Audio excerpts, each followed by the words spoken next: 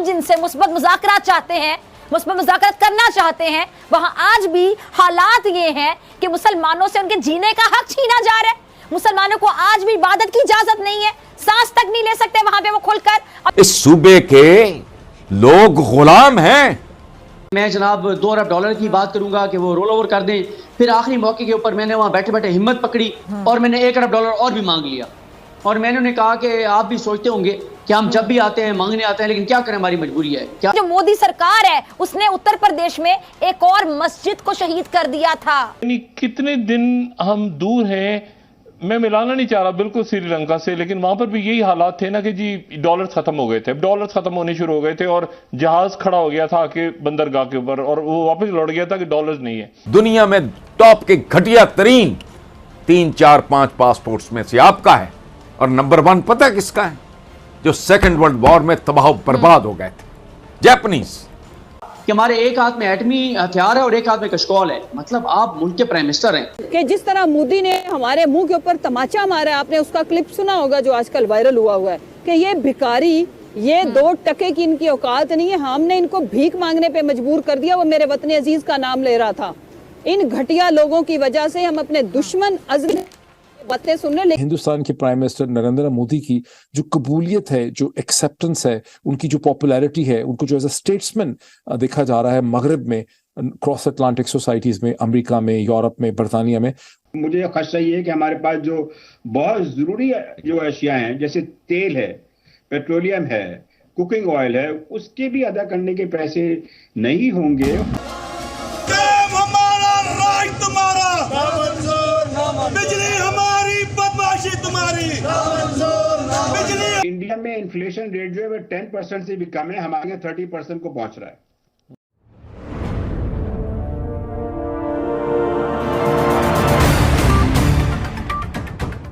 बात करते हैं वजीर आजम के अरब मीडिया को दिए गए इंटरव्यू की, जिसमें वो भारत के साथ मुस्बत मुज़ाकरात चाहते हैं। शहबाज साहब फरमाते हैं कि जी 3 जंगों में पाकिस्तान और भारत ने भूख और बेरोजगारी के अलावा कुछ नहीं पाया।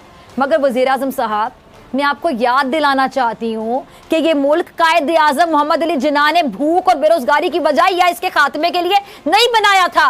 ये मुल्क बना था 2 कौमी नजरिए की बुनियाद पर। और आप जिनसे मुस्बत मुज़ाकरात चाहते हैं, मुस्बत मुज़ाकरात करना चाहते हैं, वहां आज भी हालात ये हैं कि मुसलमानों से उनके जीने का हक छीना जा रहा है। मुसलमानों को आज भी इबादत की इजाजत नहीं है, सांस तक नहीं ले सकते वहां पे वो खुलकर। अभी चंद दिन पहले इसी जो मोदी सरकार है उसने उत्तर प्रदेश में एक और मस्जिद को शहीद कर दिया था। उत्तर प्रदेश में सदियों पुरानी मस्जिद को शहीद कर दिया गया। मुसलमानों ने मस्जिद को शहीद होने से बचाने के लिए अदालत से रुजू कर रखा था, लेकिन मोदी हुकूमत ने समाज से पहले ही मस्जिद मुनहदम कर डाली। मोदी सरकार ने 16वीं सदी में तामीर की गई तारीखी मस्जिद को सड़क चौड़ी करने का बहाना बनाकर शहीद किया।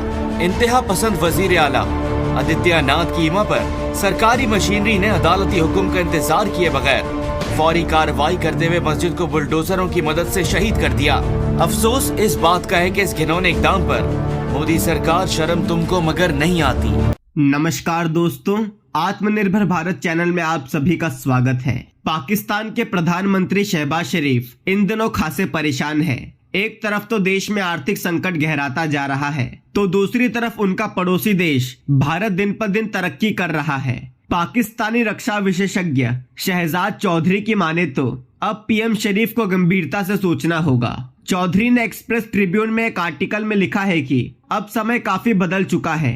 भारत दुनिया का वह देश बन चुका है जिसके साथ अमेरिका और रूस, जो एक दूसरे को फूटी आंख नहीं सुहाते, वे खड़े हैं। उनका कहना है कि अब समय आ गया है जब देश की नीतियों को बदलना होगा। अगर ऐसा होता है तो पाकिस्तान को भी भारत की तरक्की का फायदा मिल सकता है। शहजाद ने अपने आर्टिकल में भारत की प्रगति और प्रधानमंत्री नरेंद्र मोदी की नेतृत्व का जिक्र किया है। चौधरी ने अपने आर्टिकल में लिखा है कि पीएम मोदी के बारे में पाकिस्तान में कोई बात नहीं करता है। वह इस देश में किसी गुमनाम शख्सियत से कम नहीं है, लेकिन असलियत यही है कि भारत की तस्वीर को अंतर्राष्ट्रीय स्तर पर चमकाने का जो काम मोदी ने किया है, वैसा अभी तक कोई नहीं कर पाया है। शहजाद की माने तो भारत दिन पर दिन मजबूत हो रहा है और यह बात शहबाज सरकार को याद रखनी होगी। शहजाद के मुताबिक अमेरिका और रूस दुनिया के वो बड़े देश हैं जिनके बीच तनावपूर्ण रिश्ते किसी से छिपे नहीं हैं। लेकिन जब भारत की बात होती है तो दोनों देश उनके साथ खड़े नजर आते हैं। अपनी नीतियों और शर्तों पर भारत आगे बढ़ रहा है। यूक्रेन के जंग के बाद भी रूस से तेल की खरीदी जारी है और जनता को उसका फायदा मिल रहा है। साल 2037 तक भारत का सपना है कि वह दुनिया की तीसरी सबसे बड़ी अर्थव्यवस्था बन जाए और वह इसे हासिल भी कर सकता है। यूके को पीछे छोड़कर वो पहले ही 5वें स्थान पर आ चुका है। विदेशी मुद्रा भंडार भी 600 अरब डॉलर तक पहुंच चुका है। पाकिस्तान की मीडिया में इन दिनों प्रधानमंत्री नरेंद्र मोदी की पाकिस्तान को कटोरा लेके भीख मांगने वाली बात भी काफी मशहूर हो रही है। पाकिस्तान की मीडिया आए दिन इस पर बात करती रहती है और फिजा खान ने भी इस पर आज बात छेड़ दी है। आइए देखते हैं पाकिस्तानी जनता का रिएक्शन इस खबर पर। बने रहिए अंत तक हमारे साथ इसी वीडियो में। जय हिंद, जय भारत।